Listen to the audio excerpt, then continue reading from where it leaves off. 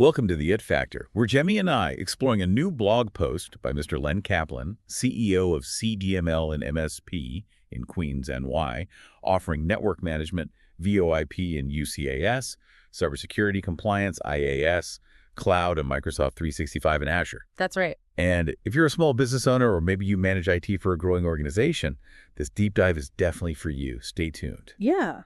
Today, we're zeroing in on, well, a really crucial topic for your business. The surge in cybercrime that came with the pandemic and also the rise of something called cybercrime as a service. Our mission here is pretty straightforward. We want to pull out practical, no-nonsense advice from Len Kaplan's insights so you can better protect your small business. Exactly. We're working from his blog posts from March 8th, 2022. It's called Beware of the Hidden Dangers, the Pandemic Cybercrime Wave. Right. And the goal, like you said, is just to pull out the key warnings and the steps you can actually take, like right now, to boost your cybersecurity. Okay, let's jump right in then. So Kaplan kicks things off talking about the early pandemic days. He noticed how it seemed to bring out both the best in people, but also a darker side. Yeah, he draws that interesting parallel. You had all this community spirit, people helping out, but then in the cyber world, a different story. He sees that same duality playing out online. And he mentions a pretty startling statistic. He does. He points to reports suggesting cybercrime might have jumped by as much as 500%. 500%. Wow. Yeah, it really gives you a sense of the scale we're talking about, a huge challenge, especially for smaller businesses. It really does. And then he introduces this term, cybercrimes as a service, or CAS. That sounds pretty ominous. What exactly is it? Well, it's sort of this marketplace almost for cybercrime tools and services. A marketplace? Kind of. Think about it. The pandemic led to layoffs, right? Including in the tech sector. Kaplan suggests some of those skilled specialists, unfortunately, turn to building and selling hacking tools or offering their expertise to criminals. So making sophisticated attacks easier for less skilled criminals to pull off. Precisely. And Kaplan's big concern, and this is key for business owners, is that this isn't just a temporary blip tied to the pandemic lockdowns. Okay. He thinks these capitalist operations are likely here to stay, meaning the threat level might remain high. It lowers the barrier to entry for serious cybercrime. That's quite worrying. So we really can't afford to relax our defenses. Okay, so Kaplan then dives into specific phishing scams. Let's talk about the classic Nigerian prince one. He mentions a variation like a dead Haitian millionaire. Right. The names and stories change, but the core scam is the same. It's always this promise of a huge payout from some unlikely source. And the goal is? Two main things, really. First, if you reply, they know your email address is active, which makes it more valuable for future scams or spam lists. Second, and more directly, they try to trick you into sending money or giving up financial details. So what's Kaplan's advice? Pretty simple, I imagine. Dead simple. Delete it immediately. Don't even think about replying. Right. Don't engage. Okay, next up, those really creepy emails. The ones claiming they have an embarrassing recording of you. Yes. Those are nasty. And sometimes they even include a password you actually use or used to use. That makes them feel much more real. Exactly. That password inclusion is the key trick. It makes you panic.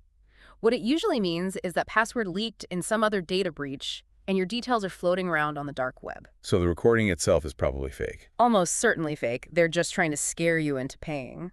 But the real danger, the immediate thing Kaplan flags, is that your password is compromised. Okay, so what do we do if we get one of those? First, don't panic and definitely don't pay. But do immediately change that password everywhere you might have used it. And he also suggests checking a site like havenpayon.com. Oh yeah, I've heard of that. It lets you see if your email address has shown up in known data breaches. It's a good way to understand your exposure. That's a really practical step. Good tip. Okay, another one. Bogus past due invoices. Yeah. These can look really convincing sometimes, right? They can. They often mimic legitimate company emails. The real danger here is usually in the links or attachments. Right, clicking on something malicious. Exactly. Clicking might take you to a fake login page to steal your credentials, or it could try to download malware onto your computer. So how do we spot these fakes?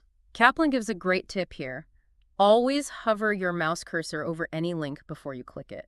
Don't actually click, just hover. And that shows you the real web address. Usually, yes. A little box pops up showing the actual URL it links to. If that address looks weird, if it doesn't match the supposed sender, or if it's just a string of random characters, then definitely don't click it. Okay. You can also right-click the link, copy the address, and paste it into a plain text editor like Notepad to examine it safely. That hover trick sounds like a potential lifesaver.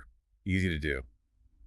Finally, what about those emails promising big payouts, like from American Express or Amazon saying you've won something? Yeah, the too good to be true offers. The biggest red flag is just the offer itself. Big companies generally don't just email random people with large sums of money. Seems obvious when you say it, but in the moment. Exactly. So Kaplan says check two things carefully. First, the from address. Yeah.